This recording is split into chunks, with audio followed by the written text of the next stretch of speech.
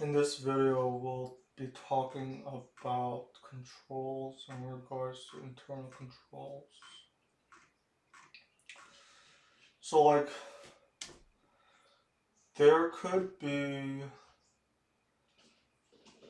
sort of honest mistakes, as in, the risk of people making mistakes that are not malicious, as in they're not bad actors trying to maliciously attack the system, but rather things such as selling to uncredit worthy customers. Okay, these customers might not necessarily be trying to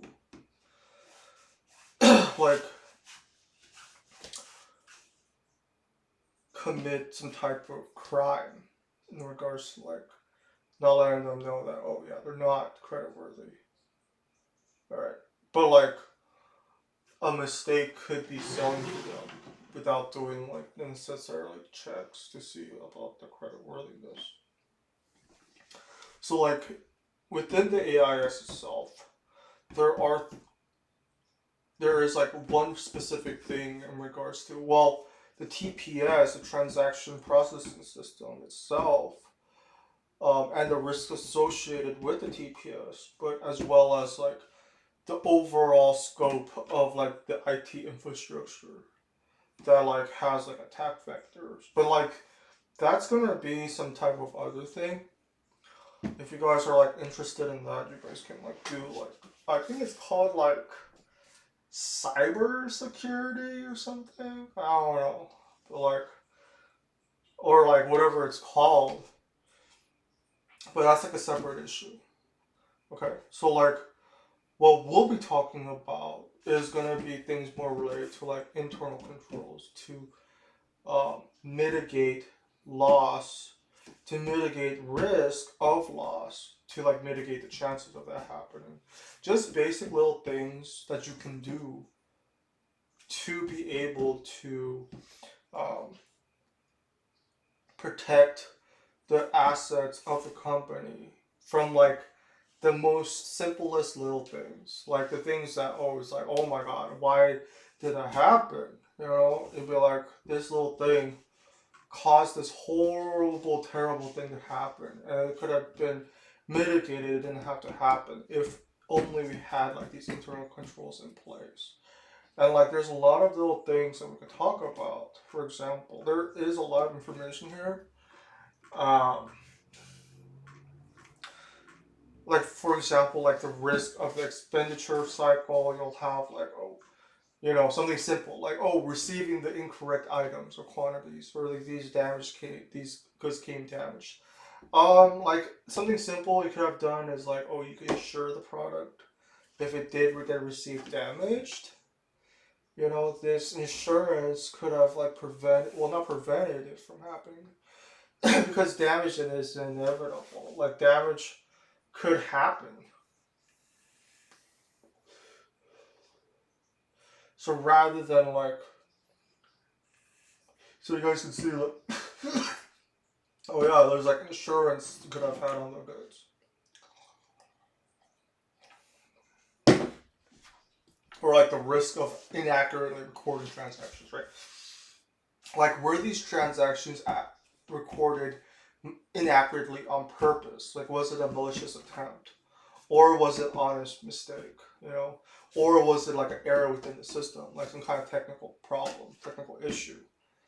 So you can't immediately go towards thinking about it being some type of malicious thing. So there's you guys have to think about oh yeah, there's going to be these risks along the entire pipeline in regards to oh yeah, the TPS in particular, the transaction processing system is going to have a certain amount of risk that could happen. There could be receiving of damaged goods. There could be inaccurate recording of these transactions, and that's why I'm not gonna make a lot of videos on this because I think if you guys are more interested in this, there's this thing called forensic accounting. It could be a forensic Or like, honestly, guys, I don't know if you guys are even watch this stuff, but like the IRS is actually like a federal agency, so they actually have like a subdivision in regards to like enforcement. So like the IRS actually does in fact have their own like enforcement arm actually. Interestingly enough, I guess I suppose a big part of it would have to do with like forensic stuff. Like there's like CIO, is it like CSI, blah blah, But like they're not gonna be like necessarily like law enforcement per se. They're more like federal agents. But they would probably go after like some bigger fish. Um, Particularly like I would say like people that should pay like billions of dollars in taxes that are not paying taxes for whatever reason. Or like huge amounts of like fraud. Okay, like some type of like serious. Uh, I mean, I wouldn't necessarily say like per se they would go after like cybercrime, but like if cybercrime might be involved in like these crimes, and I don't want to talk about this too much, and that's why I'm not sure you guys don't watch this stuff. But if you guys are interested in that, you guys can do your own research, and you guys can look into that on your own time. Okay. So like for example, like the risk of misappropriation of cash and inventory. So like we can't assume like this was malicious. Although, not necessarily saying like, oh, with their level of neglect in regards to like them neglecting their duties, like, and like you have to ask yourselves if that neglect of duties could be seen as some type of crime, actually. So like there is a level of that as well that you guys should also be aware of. Okay, guys.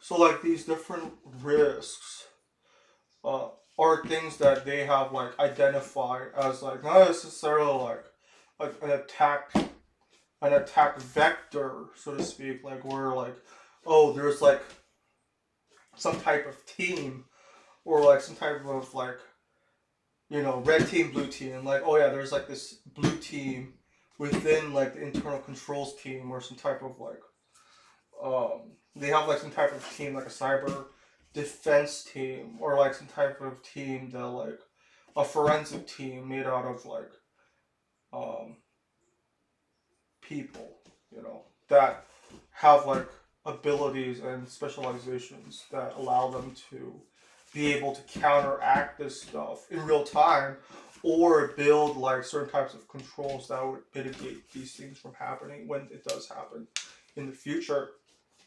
So like possibly they do have these teams. It could be like that, or like for example, like they have those teams on call actually, you know. But like another thing is gonna be like these auditors that like go in and like double check these systems and like this infrastructure to make sure like, oh, did the controls that we put into place, are they being maintained, are they working, are there other attack vectors that we should be aware of in regards to like not attack vectors necessarily, it could be an attack vector, but like that's going to be more like related to like cybersecurity. um, so like there is a level of that in there as well that you guys should be aware of, and like just the very simplest little things that you guys can do to mitigate like this risk in regards to like the AIS, because there is like very sensitive financial information within the IS that does need to be like protected and controlled in regards to like the access of this information. So like the risk could be like unauthorized access of these accounting records, and like, oh, how did this happen?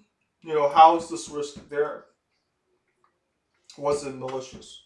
Like a hacker, right? Like a hacker like that got into the system, or like some kind of attack team, like I don't even know, like a team of hackers that have like attacked the system, you know, that could happen. But like pretty much what you'll have are like these physical controls in regards to like, oh, something simple, like the limitation of documentation that they can control in regards to these physical access. Like it could be like a database that's like, you know, or like a computer or something. I don't know, like a physical item itself, and like the physical controls. And like, oh, you go to a coffee shop, you bring the company computer there, and someone goes on your computer while you're in the bathroom. Something stupid like that. You know, and then there's like these IT controls, like password controls, like multi-level security. Um, yeah. So like, there's that. You know, inaccurate. Pretty much one of the biggest risks are like inaccurate recording these transactions. Whether it's like automated, like these transactions are being recorded automatically, or they're being manually recorded. But like, oh, we set up the system wrong. These are automatically being added, recorded incorrectly. There needs to be auditors that go in like internally to check. Like, oh, internally, are these records being automatically recorded correctly? Things like that, simple little things. In regards to like an access control, like it's like a little big one.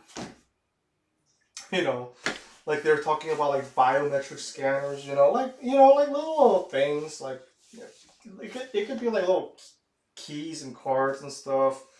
In regards to like biometric scanners, like a little key that you insert into the computer, they'll touch it with your little finger, and then it's like, oh yeah, we need to have physical touch in regards to this system to make sure that this system can't be compromised digitally. That could be like some type of access control measure, right? Because like there is a risk of this unauthorized access in regards to the payroll, and there's confidential employee data. Like this is actually very important stuff, So like, um, this is like the whole point of the internal controls, especially in regards to like, oh yeah, how this is like gonna be like access controlled physically as well as digitally. Um, and then there's like, additional things you guys can know if you guys want, like encryption, like how like these databases, or like passwords. Like there's a database with like passwords in it, and then like this database is going to be encrypted. And like what kind of encryptions, like 128-bit algorithm to like encrypt these passwords into this database. And like encryption keys, blah blah, digital authentication could be important, like this digital signature, digital certificate, firewalls, blah blah. And then like all these different little laws and little regulations in regards to like privacy, safe harbor agreements, like this audit trails, confidential of data, continual auditing, authentication. It's like this really big thing that like is important. Um, you know. So like topic 30, like the risk of this analytic risk and controls, like the data security, the firewalls, the access privileges, the password controls, the outsourcing of control, blah blah. There's like a lot of this stuff.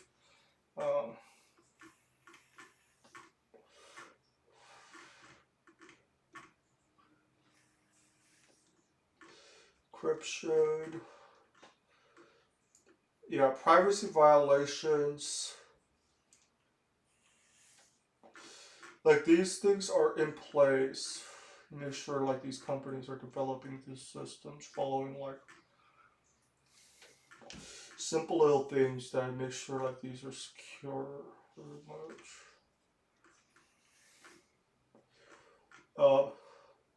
Like ethical things in regards to the computer systems, like the COSO framework. Like auditing of, there's going to be the, what are the things they're going to do is audit the controls of this IT system. It's not necessarily going to happen, but like if it's like a government website, they're gonna have to follow like certain measures, like especially in regards to like the development of this system, to make sure that it is following like procedures. Because of like these ethical things, like there's like all these ethical things in regards to like making sure this thing is like following like these responsibilities of the organization, right? To be able to have this computer system, they have to have like an ethical responsibility to maintain this system, because they are holding like all this information. I want to say confidential, but like I would say like it is sensitive information, especially like financial information, or like it could be a database full of like employee data that they should really consider in regards to like the ethics behind them being able to have that database at all. The ethic responsibilities in regards to that, and how to mitigate the risk of that database being compromised by like outside forces that are attempting to pretty much, I would say, attack that via some type of attack vector that's like digital, like a computer attack vector, a digital attack vector, like that they, or some type of internal attack vector where like internally like there could be like pretty much like, I want to say like, and that's where like the forensic accountants, they're gonna be like maintaining and like being aware of like these um pretty much like, I would say like a hole within like the system that they can like con, because like they're gonna try to con the system pretty much. That's not what I mean. So like they need to safeguard these assets. They need to ensure the accuracy and reliability of these records information. There's all these responsibilities, and then there's like these weaknesses and the risks of the PDC. They have like these 3 levels of control that they have to do: preventative, detection, corrective. Wow. They most likely are just gonna correct it and like not necessarily like enforce it in regards to like putting them into jail. Taking them to jail, putting them up on the court to see like, hey, we're gonna put you up on the court. You're gonna face a judge. We're gonna prosecute you. You're gonna be prosecuted. Okay. Not necessarily going that far, although like they might be internally or externally, these actors could be committing certain types of crime, but like it wouldn't necessarily go all the way to like some type of judicial level, like where there needs to be like corrective action that happens on some type of judicial level.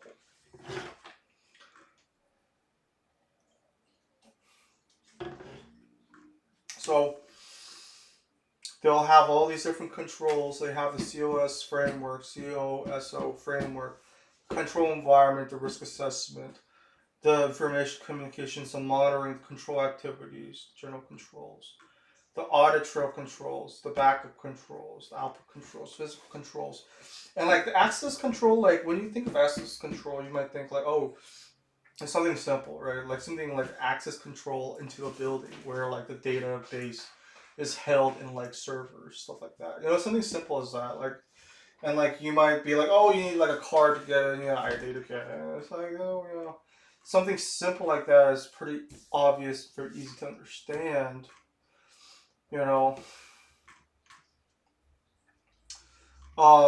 There could be like operate OS securities components, like, oh, you could have like access privileges, access tokens. Um,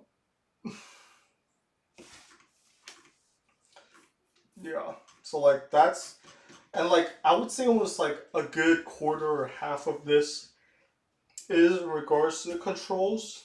Like I would say like a quarter of it is regards to like cybersecurity per se, in regards to like how to safeguard the IT system as a whole, regardless of the cycle, regardless of like the subsystem, or the stack of like the IT infrastructure. Like that's like quarter of it. Like some simple stuff in regards to like, oh yeah, encryption of like the passwords in the database, but then like other half other quarter of that is like in regards to like internal controls, in regards to like certain little things that they do to make sure like the risks are mitigated for like little things that they're like, oh yeah, somebody accidentally manually wrote the number incorrectly, oh, an accident. Or like they did on purpose, but like it was because like they were lazy and they didn't want to fix it. It's something simple like that, guys. Um, so like another quarter of that. So like half of this whole thing, like the AIS system, half of it's related to like in regards to these internal controls, as well as like the security systems in place that they'll like access control, these authentication systems, like so like that's a really important part about the AIS, regardless of whatever subsystem that we're talking about. All those certain subsystems might have certain types of risks associated with the subsystem based off of like, for example, like, oh yeah, the general ledger, right? It's like, what could be the risks in regards to the general ledger? Oh, there's a risk that the TPS accidentally is like automatically sending like incorrect reports to the TPS in real time or in batch because like some kind of thing in the code. We're gonna have to have auditor just to monitor this thing to make sure like, oh, everything is being like sent in correctly, and like,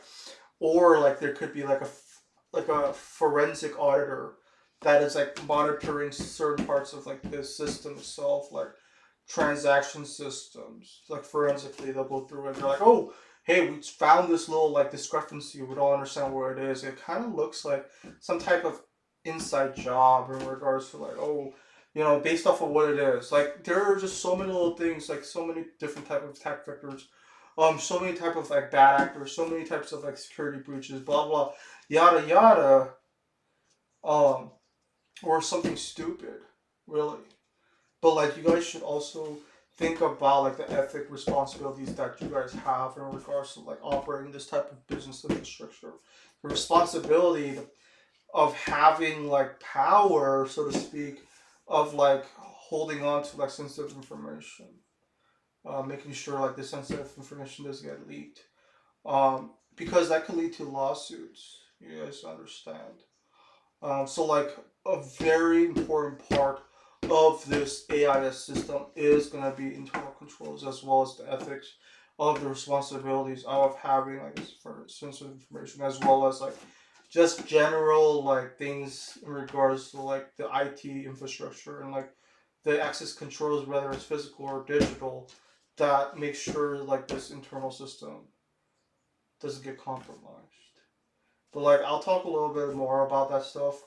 But that's pretty much the gist of AIS. If you guys have any questions, you guys can do your own research. It's pretty simple stuff, guys. Don't overthink it.